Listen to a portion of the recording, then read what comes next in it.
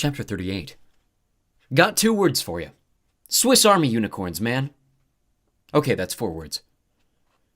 If you ever get the chance to see weaponized unicorns in action, don't. It's something you can't unsee. As we got closer to the city, I detected signs of continuing battle. Columns of smoke, flames licking the tops of buildings, screams, shouts, explosions.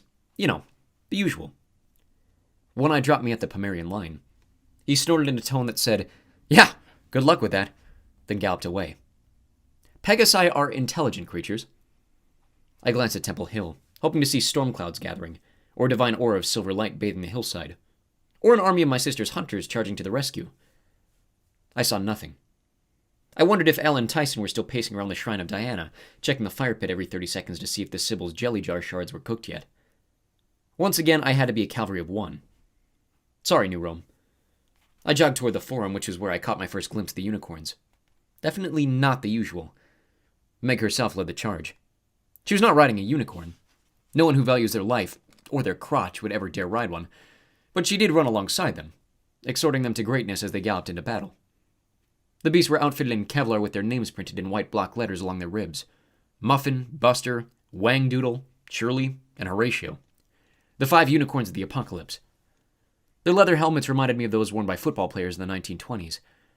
The steeds' horns were fitted with specially designed, what would you call them? Attachments? Imagine, if you will, massive conical Swiss Army knives, with various slots from which sprang a convenient variety of destructive implements. Meg and her friends slammed into a horde of Vricolaci, former legionnaires killed in Tarkin's previous assault, judging from their grungy bits of armor. A member of Camp Jupiter might have had trouble attacking old comrades, but Meg had no such qualms. Her swords whirled, slicing and dicing and making mounds and mounds of Julian zombies.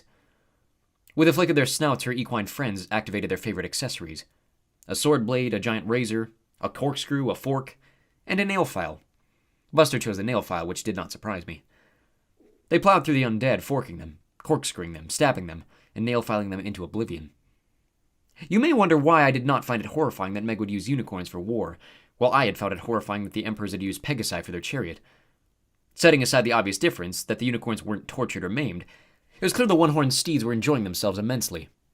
After centuries of being treated as delightful, fanciful creatures who frolicked in meadows and danced through rainbows, these unicorns felt seen and appreciated. Meg had recognized their natural talent for kicking undead posterior. "Hey!" Meg grinned when she saw me, like I'd just come back from the bathroom instead of the brink of doomsday. "It's working great! Unicorns are immune to undead scratches and bites!"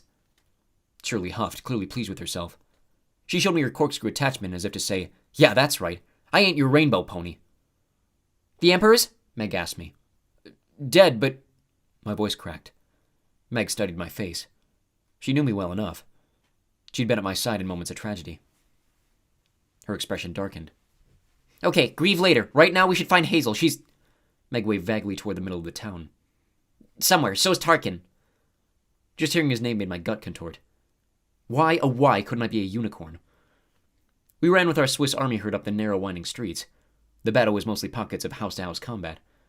Families had barricaded their homes. Shops were boarded up. Archers lurked in upper-story windows on the lookout for zombies. Roving bands of Urinomoi attacked any living thing they could find. As horrible as the scene was, something about it seemed oddly subdued. Yes, Tarkin had flooded the city with undead. Every sewer grate and manhole cover was open. But he wasn't attacking in force, sweeping systematically through the city to take control. Instead, small groups of undead were popping up everywhere at once, forcing the Romans to scramble and defend the citizenry. It felt less like an invasion and more like a diversion, as if Tarkin himself were after something specific and didn't want to be bothered. Something specific, like a set of Sibylline books he'd paid good money for back in 530 BC. My heart pumped one more piece of cold lead. "The bookstore. Meg, the bookstore!" She frowned, perhaps wondering why I wanted to shop for books at a time like this. Then realization dawned in her eyes. "Oh." She picked up speed, running so fast the unicorns had to break into a trot. How I managed to keep up, I don't know. I suppose at that point my body was so far beyond help it just said, "Run to death? Yeah, okay, whatever."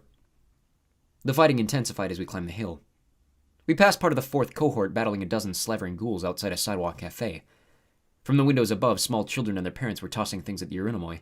Rocks, pots, pans, bottles, while the legionnaires jabbed their spears over the tops of the locked shields. A few blocks farther on we found Terminus. his World War I greatcoat peppered with shrapnel holes, his nose broken clean off his marble face. Crouching behind his pedestal was a little girl. His helper, Julie, I presumed, clutching a steak knife. Terminus turned on us with such fury I feared he would zap us into stacks of customs declaration forms. "Oh, it's you," he grumbled. "My borders have failed. I hope you brought help." I looked at the terrified girl behind him, feral and fierce and ready to spring. I wondered who was protecting whom. Maybe? The old god's face hardened a bit more, which shouldn't have been possible for stone. "I see. Well, I've concentrated the last bits of my power here, around Julia. They may destroy New Rome, but they will not harm this girl." "Or this statue," said Julia. My heart turned to Smucker's jelly. "We'll win today, I promise." Somehow I made it sound like I actually believed that statement. "Where's Hazel?" "Over there." Terminus pointed with his non-existent arms. Based on his glance, I couldn't go by his nose anymore. I assumed he meant to the left. We ran in that direction until we found another cluster of legionnaires.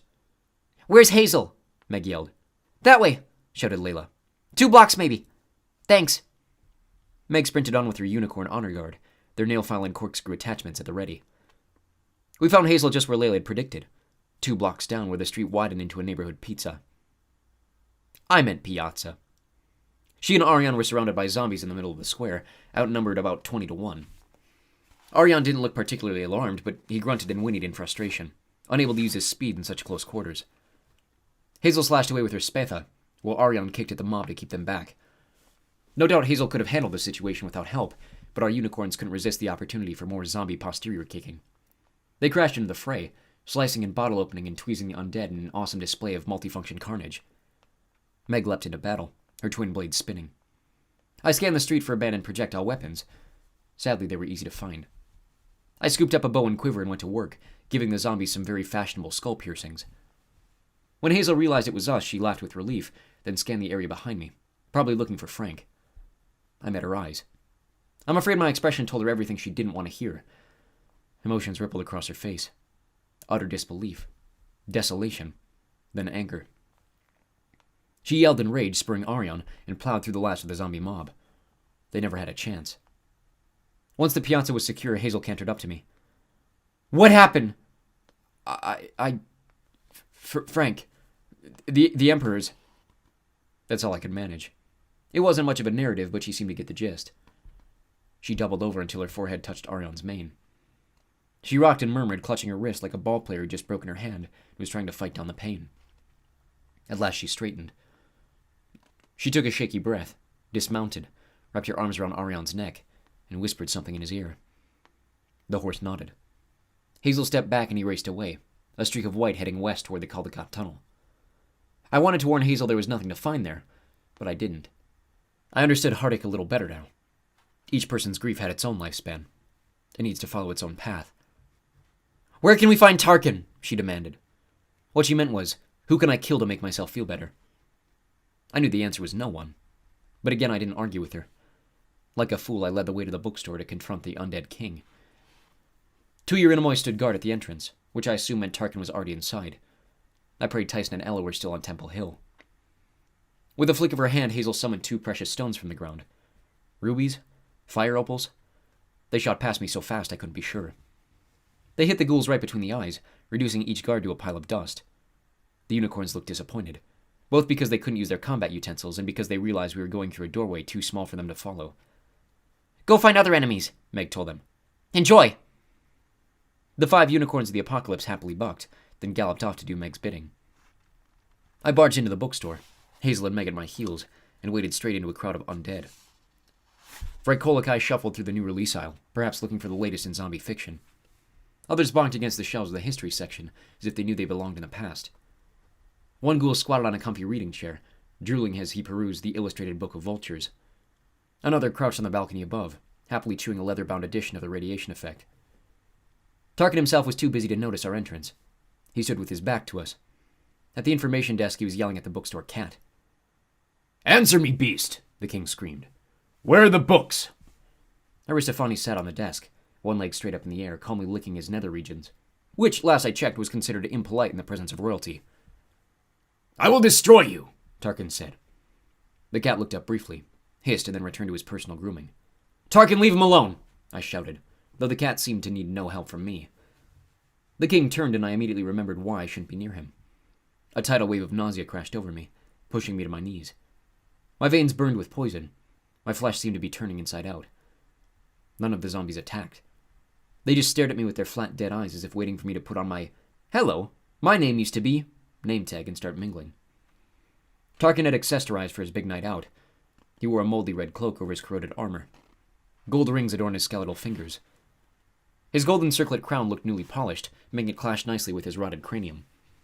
Tendrils of oily purple neon slithered around his limbs, writhing in and out of his ribcage and circling his neck bones.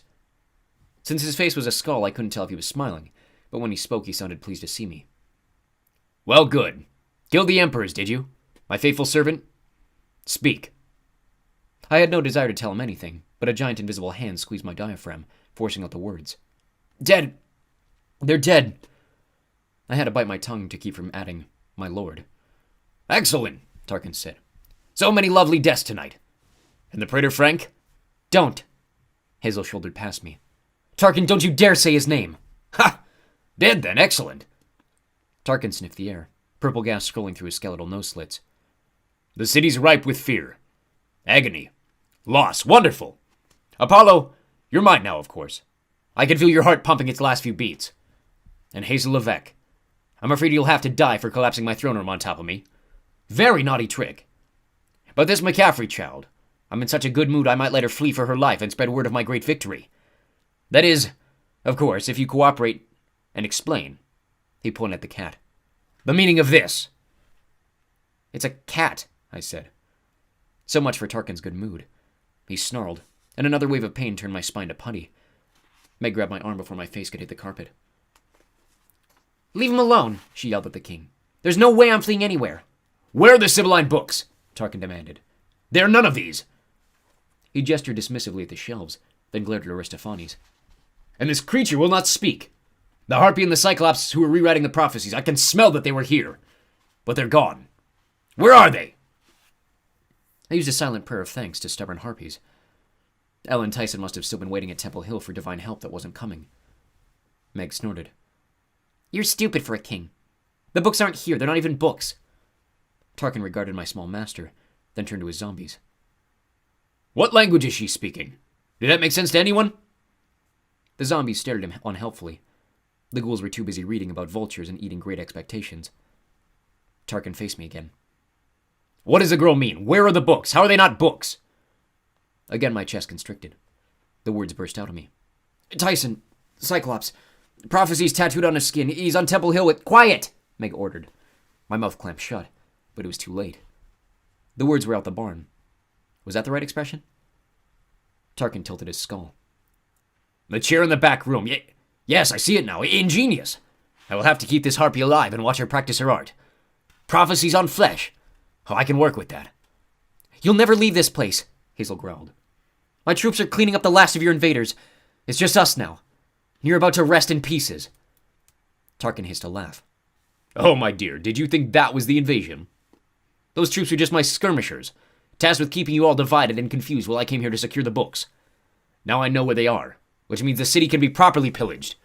The rest of my army should be coming through your sewers right about—" He snapped his bone fingers. "Now."